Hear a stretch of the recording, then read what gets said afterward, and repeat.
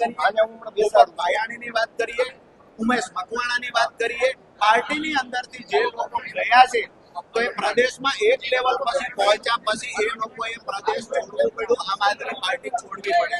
રાજુ કરપડાને એવું હતું હું એક લેવલ સુધી પહોંચ્યા પછી આ પાર્ટી છોડવાનો વારો નહીં આવે, પરંતુ જ્યારે તમે કેજરીવાલજીના સંપર્કમાં જાઓ છો, અહીંની વાસ્તવિકતા કેજરીવાલજી સુધી પહોંચાડવાના જ્યારે પ્રયત્ન કરો છો ત્યારે તમને પાર્ટીમાંથી સાઈડ કરવા માટે યા તો તમને લાંબા સમય સુધી કોઈ કેસમાં ફસાવવાનું ષડયંત્ર અહીંયાથી થાય છે, જે બે લોકોના મેં નામ આપ્યા. રાજુભાઈ, હવે તમે સત્તા પક્ષ સાથે જોડાવાની વાત કરી, ખેડૂતો માટે કામ કરશો, ક્યાં સુધીમાં જોડાવાના છો અથવા કોઈ નિર્ણય કર્યો છે આપે?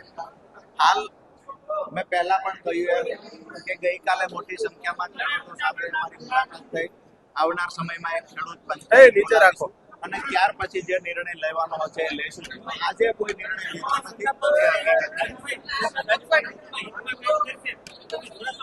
હું તો જયારે આપમાં હતો ત્યારે પણ કહેતો સત્તા પક્ષ ખેડૂતોના બે કામ સારા કરે તો સાહેબ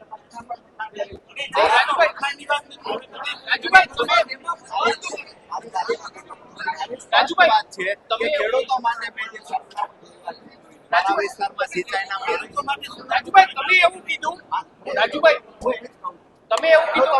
સપના જોયા છે પૂરા કરવાની સત્તા પક્ષની તૈયારી હોય રાજુ કરપડા. રાજુભાઈ આજે મને એવું લાગે છે કે કોઈ પણ વિપક્ષમાં રહેલી પાર્ટી સાથે રહીને ખેડૂતોના કામ કરવા અઘરા છે, બિન રાજકીય રીતે ખેડૂતોના કામ કરવા એટલે રાજુભાઈ તમે એવું કીધું કે જો કોઈ વ્યક્તિ અરવિંદ કેજરીવાલની નજીક જાય તો બે નેતાઓ તમને ફસાવાના કરે છે, તો એ બે નેતાઓની સરકાર સાથે સાટગાંઠ જેવું નહીં ચૂકે.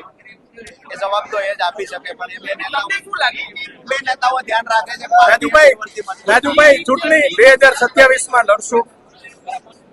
આજે મેં એવું કઈ નક્કી નથી કર્યું. હું 22માં જયારે લડ્યો છું ત્યારે પણ લગભગ તમામ પત્રકાર મિત્રો એના સાક્ષી છે. 22માં જયારે હું લડ્યો ત્યારે પણ મેં નક્કી નહોતું કર્યું. પાર્ટીએ કહ્યું કે આ સર્વેમાં તમારું નામ આવે છે, તમારે લડવી જોઈએ. એક મહિના પહેલા મને ખબર પડી હું લડ્યો છું. હવે 27 ને તો 2 વર્ષની જ્યારે કોઈ નેતા જ્યારે વિપક્ષનો કોઈ નેતા પાર્ટી છોડે ત્યારે એમ કે એને સરકારે દબાણ કર્યું. તમારી ઉપર પણ ઈશુદાન ગઢવીએ ગઈકાલે એમ કીધું કે એને દબાણ વર્ષ થઈને પાર્ટી છોડી રહ્યા છે. આ વાતને કેટલી બિલકુલ જુઠ્ઠી વાત છે, પાયા વિહોણી વાત છે. હું તો હજુ પણ એ કહું છું કે પાર્ટીમાંથી મને મનાવવા ફોન નથી